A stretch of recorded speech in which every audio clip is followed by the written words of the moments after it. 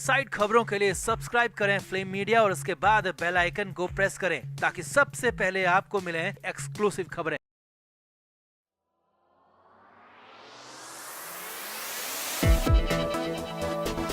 इसमें कोई दो राय नहीं कि सीबीआई का इन्वेस्टिगेशन करने का तरीका बेहद अलग होता है और सीबीआई अधिकारी बहुत प्रोफेशनल ढंग से किसी भी मामले की जांच करते हैं। सीबीआई के पास जब भी केस जाता है तब तक सारे एविडेंस लगभग खत्म हो चुके होते हैं, क्योंकि किसी भी केस की जांच सीबीआई के पास तभी जाती है जब काफी टाइम निकल चुका होता है। सुशांत के मामले में भी ऐसा ही हुआ।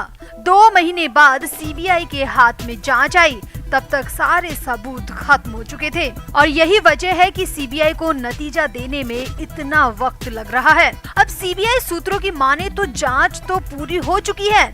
सुशांत केस में सीबीआई आखिरी मुहाने तक पहुंच चुकी है, मगर 4 पॉइंट्स ऐसे हैं जिनका जवाब अब भी सीबीआई को नहीं मिल रहा है और अब जांच अधिकारी इन 4 सवालों का जवाब तलाश रहे हैं। तो क्या है वो 4 पॉइंट, आपको भी बताते हैं। आप भी सीबीआई की जांच को लेकर कमेंट जरूर करें। तो सुशांत सिंह राजपूत की जांच में जो निचोड़ अब तक आया है वो ये है कि सीबीआई टीम जानती है कि सुशांत के साथ क्या हुआ था।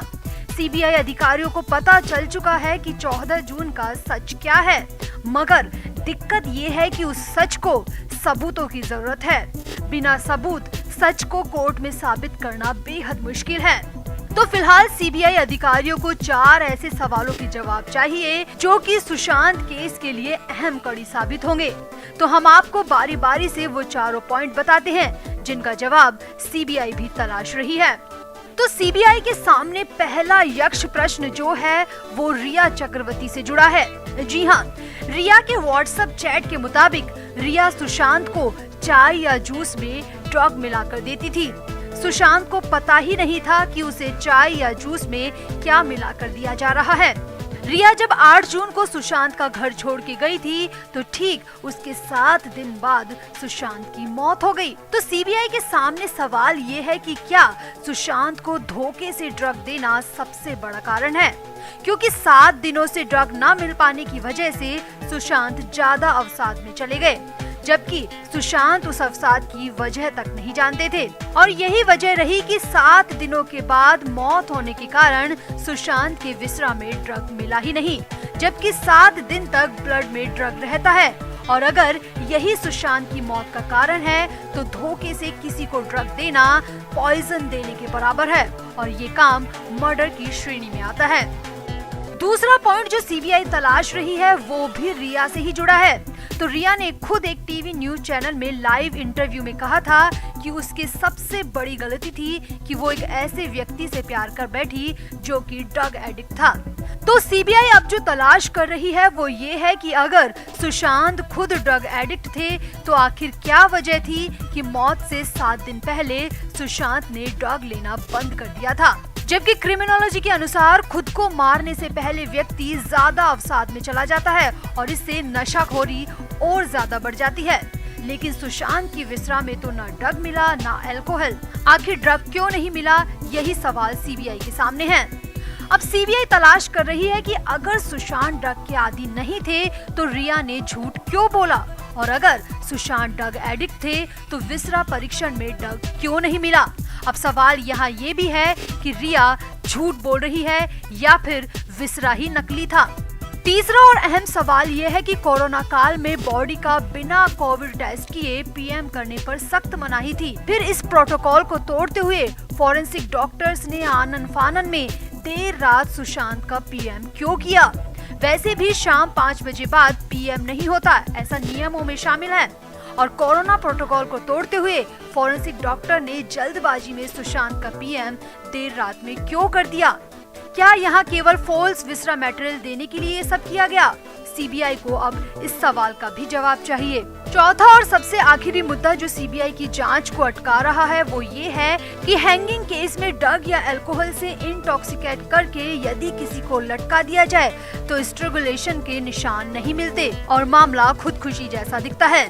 लेकिन विसरा में यदि ये साबित हो जाता है कि ब्लड में ड्रग या अल्कोहल नहीं मिला तो ऐसे में ये तथ्य सीधे मर्डर की तरफ चला जाता है। अब रिया के मुताबिक सुशांत अगर खुद ड्रग एडिक्ट थे तो सुशांत की विसरा रिपोर्ट में ड्रग डिटेक्ट क्यों नहीं हुआ? साफ है कि पूरी दाल ही काली है। अब जब ड्रग लेने के 7 दिनों बाद तक ब्लड में ड्रग की मात्रा रहती है और रिया 7 दिन पहले ही सुशांत का घर छोड़ के गई थी और 7 दिन के अंदर ही सुशांत की मौत हुई, इसके पीछे का क्या कारण है, ये सब सीबीआई को तलाशना है। अब सीबीआई को इन सभी तथ्यों का पूरे वैज्ञानिक तरीके से उत्तर तलाशना होगा, क्योंकि सीबीआई के पास सबूत नहीं है, सबूत जुटाने होंगे। अब किसी चैनल को जस्टिस लोया केस में मीडिया ट्रायल चाहिए तो किसी चैनल को किसान आंदोलन में। ऐसे में किसी भी न्यूज चैनल से ये उम्मीद करना बेकार है। फिलहाल तो हमें सीबीआई टीम पर भरोसा रखना चाहिए। किस वजह से देर हो रही है ये हमें समझना चाहिए और धैर्य रखना चाहिए, क्योंकि अगर सीबीआई रिया के झूठ को क्रैक कर लेती है तो पूरा सच अपने आप सामने आ जाएगा। मगर लगता है कि रिया की खाल बहुत मोटी है और वो इंसानों के सामने नहीं बल्कि मशीनों के आगे ही अपना मुंह खोलेगी। तो हमारा मानना है कि सीबीआई को कोर्ट से रिया के नार्को टेस्ट की परमिशन लेनी चाहिए और रिया का नार्को करवाना चाहिए। यही एक आखिरी रास्ता हमें दिखाई दे रहा है। फिलहाल तो आप सीबीआई में फेथ बनाए रखें और उम्मीद करें कि देर से ही सही मगर सुशांत का सच सामने जरूर आए।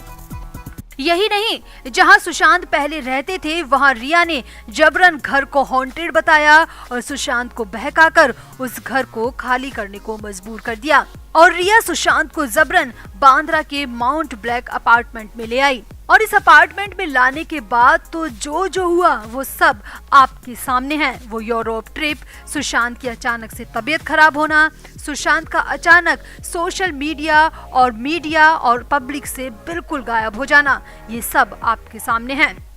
वहीं सामने ये भी आया है कि रिया 2013 से ही सिद्धार्थ पिठानी को भी जानती थी।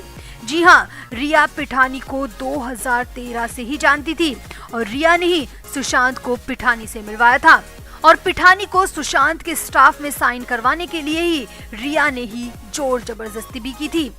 पिठानी के बाद दीपेश सावंत और सैमुअल मिरांडा को भी सुशांत के स्टाफ में शामिल करवा दिया गया। तो मतलब बिल्कुल पैरासाइट फिल्म की तरह रिया ने सुशांत की जिंदगी में कब्जा कर लिया था। तो अब ये पूरी तरह साफ हो चुका है कि रिया ने जयपुर से ही सुशांत को अपने जाल में फंसाना शुरू कर दिया था और पूरा विश्वास में लेने के बाद सुशांत की करोड़ों की संपत्ति को कहां गायब कर दिया, अब तक ये साफ नहीं हो पाया है। और सुशांत के साथ इन लोगों ने क्या किया, इसकी जांच तो अभी चल ही रही है।